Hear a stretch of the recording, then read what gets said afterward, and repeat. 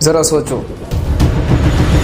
दुनिया का एक मशहूर ख़जाना जो एक मुल्क के पास था, लेकिन उस पर हुकूमत दूसरे मुल्क की थी।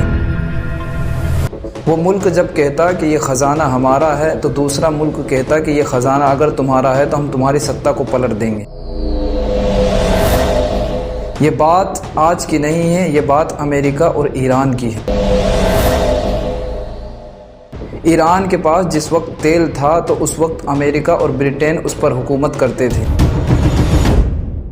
ये वो लड़ाई है जो आज की नहीं है, बल्कि ये आज से सालों पुरानी लड़ाई है जो तेल के पीछे होती हुई आई है।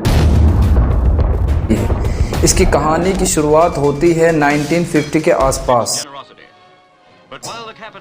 जिस वक्त ईरान का तेल दूसरी कंपनियां खरीदती थी। उस कंपनी का नाम था एंग्लो इरानियन ऑयल कंपनी, जिसका हालिया नाम इस वक्त BP है। उस वक्त तेल ये कंपनी खरीदती थी, लेकिन ईरान के लोगों ने सोचा कि तेल हमारा, लेकिन हुकूमत किसी और की। 1951 में एक आदमी ने ऐलान किया जिसका नाम मुसद्दिक था। उसने ये कहा कि अगर ये तेल ईरान का है तो ईरान ही का रहेगा। लेकिन जिस वक्त ये ऐलान किया गया कि ये तेल ईरान का है, तो उस वक्त ब्रिटिश सरकार में हंगामा हो गया कि अगर ये तेल ईरान का हो जाता है तो हमें इससे बड़ा नुकसान होने वाला है। 1951 के अंदर मुसद्दिक को प्राइम मिनिस्टर ऑफ ईरान बना दिया गया। फिर उसने ऑयल को नेशनलाइज कर दिया, यानी वो तेल वहाँ के सरकारी हुकूमत का हो गया।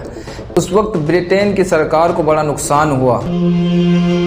ब्रिटेन ने जाकर अमेरिका से कहा कि अगर ये तेल कंपनी उसकी हो जाती है ईरान की, तो हमें इससे बड़ा नुकसान होगा। दुनिया की सबसे सुपर पावर अमेरिका ने उस वक्त कुछ नहीं कहा। वो सामने इन्वॉल्व नहीं होना चाहता था, लेकिन वो पीछे से देखता था कि ईरान आगे बढ़ रहा है, ईरान की हुकूमत आगे जा रही है।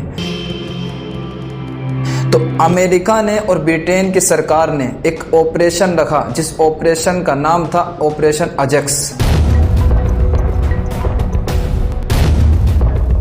उस ऑपरेशन में किया क्या कि अमेरिका ने वहाँ के लोगों को ख़रीदा, और ख़रीदने के बाद उन्हें पैसे दिए। डॉलरों से ख़रीदने के बाद उसने वहाँ पर एक प्रोपेगेंडा फैलाया कि मुसद्दिक गद्दार है देश का।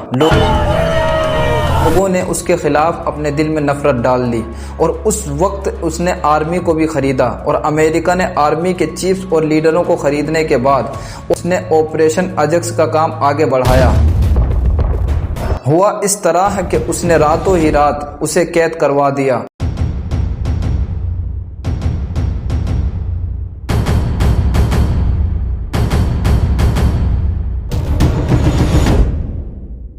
और मुसद्दिक को कैद करने के बाद 3 साल सजा सुनाने के बाद फिर उसे हाउस के अंदर ही कैद कर दिया गया। फिर अमेरिका का ही एक चापलूस आदमी शाह की एंट्री होती है। फिर ईरान की तेल की कंपनियां फिर वापस ब्रिटेन के हाथ में चली जाती हैं, और होता इस तरह है कि ईरान के लोग फिर भूखे मरने लगते हैं। लेकिन जब उन्हें ये याद आता है कि मुसद्दिक ने सही किया था कि तेल को नेशनलाइज करके हमारी गरीबी को मिटाया, जब तक उन्होंने सोचा उस वक्त देर हो चुकी थी। अब उसे कैद कर दिया गया था और सजा भी सुना दी गई थी। और ये सिर्फ एक कहानी नहीं है। आज भी अगर अमेरिका और ईरान के बीच में जंग होती है तो सिर्फ तेल की ही बात आती है। क्यों? क्योंकि ये तेल की लड़ाई आज की नहीं है, बल्कि आज से सालों पुरानी लड़ाइयाँ हैं।